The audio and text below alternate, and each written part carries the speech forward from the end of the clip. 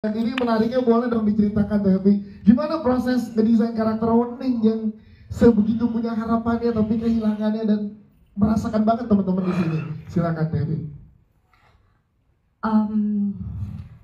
Saya sebetulnya melayani naskah ya, dan juga keinginan sutradara gitu. Sebaik mungkin, dan sutradara sangat tahu apa yang dia mau, itu sangat membantu sekali untuk saya.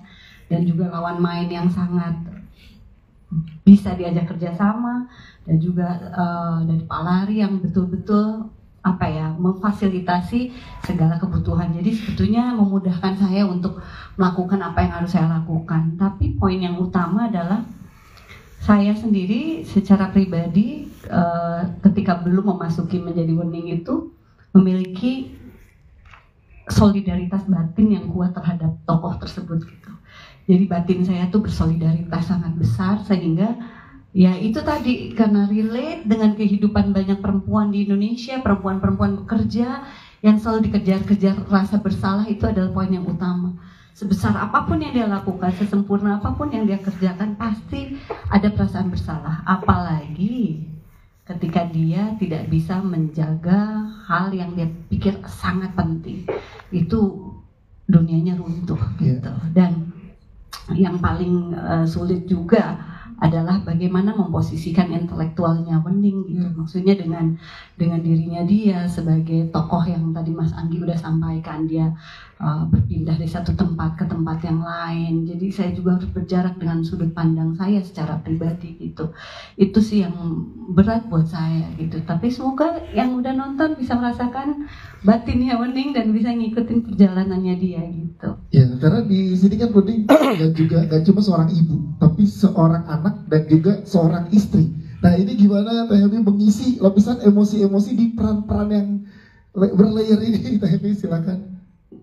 Siapa sih kita di sini yang punya peran satu? Semua orang punya peran banyak sekali kan ya, sebagai makhluk sosial. Dia punya tetangga juga, punya ibu, punya sih banyak yang akan dengerin.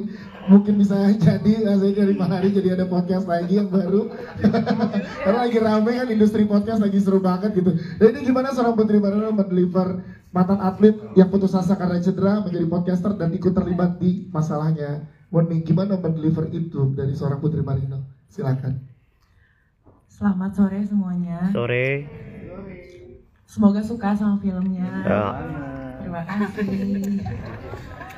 Aku ingat banget itu lagi siang, terus Mas Edi nelpon, dia bilang punya satu skrip ditulis sama Mas Salim, sutradaranya Mas Anggi, dan genrenya adalah misteri horor. Di situ aku langsung oke, aku boleh baca skripnya dulu. Setelah aku baca skripnya, aku diam dulu sebentar karena aku belum pernah baca skrip misteri horor sebelumnya. Jadi perannya sebagai Tirta, seorang podcaster, seorang mantan atlet yang akhirnya harus pindah dari Jakarta, meninggalkan keluarga dia, mungkin teman-teman dia, sahabat-sahabatnya dia. Rasa kehilangannya Tirta di situ, dia harus datang ke suatu tempat menyembuhkan diri aku, tapi ternyata susah sih untuk menghilangkan rasa kehilangan itu. Aku aja yang hanya kehilangan satu orang,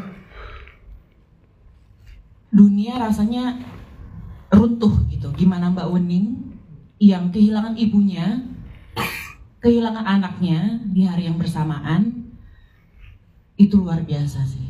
Wening adalah sosok perempuan yang hebat. Wening adalah mungkin bisa menjadi hero buat kita-kita semua yang pernah merasakan kehilangan orang terdekat kita.